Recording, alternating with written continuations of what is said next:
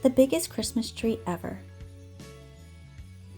Written by Kroll and illustrated by Jeni Bassett.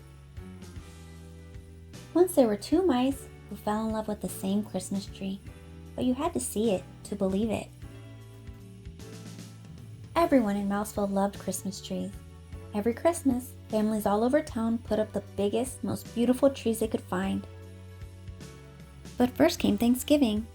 The day before the celebration, Clayton the house mouse took a walk around Mouseville.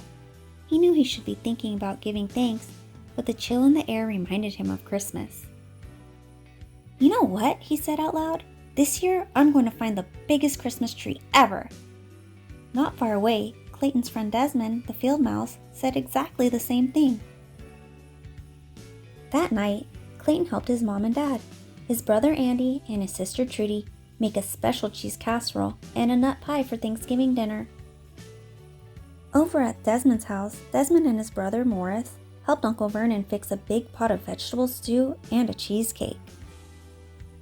Everyone ate much too much. After dinner, Clayton's grandma and grandpa sat in the living room, holding their tummies and grumbling. Over at Desmond's, the cousins from across the road stretched out on Uncle Vernon's sofa and took a nap. The following morning, Clayton woke up early. He wanted to be first at Clara's Christmas tree farm at the edge of town. That way, he could have his pick of the biggest trees. Over at Desmond's house, Desmond tumbled out of bed with the same thought. Clayton hurried over to Clara's, but it was hard to go very fast. He was still too full of Thanksgiving dinner. By the time he reached the Christmas tree farm, he was out of breath. He looked around. No one else was there. Moments later, Desmond arrived. He was too full of Thanksgiving dinner. He too had found it hard to hurry. He took a deep breath and stumbled inside. Clayton wobbled down the rows of trees. Here was a nice one, but it was much too small. There was another, but it was squat and had a crooked top. Over there was a third, but it was an average height and had big gaps between the branches. Struggling down another row, Desmond was having the same problems. Clayton leaned against a tree. It was scrawny and not very tall. "I'll never find the tree I want," he said. "I'd better go home." And not far away, squinting at another tree, Desmond said, "I'll never find the tree I want. I'd better go home." When Clayton reached his house, it was only the middle of the morning, but he was still full, and he was tired. He fell back into bed. When Desmond reached his house, he too went back to bed. Clayton woke up for lunch and spoke to his dad. Dad said, "Go out this afternoon. Walk to the far edge of the Christmas tree farm. The biggest trees are there." When Desmond woke up for lunch, Uncle Vernon told him the same thing. That afternoon, Clayton went out again. At the very same time, Desmond did too. Clayton walked to the far edge of the Christmas tree farm.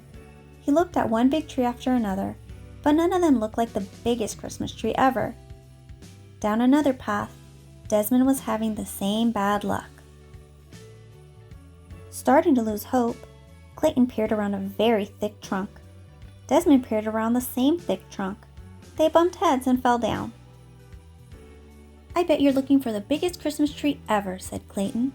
"I bet you're looking for the biggest Christmas tree ever," said Desmond. "Why don't we find it together?" said Clayton. "No one ever said we couldn't," said Desmond.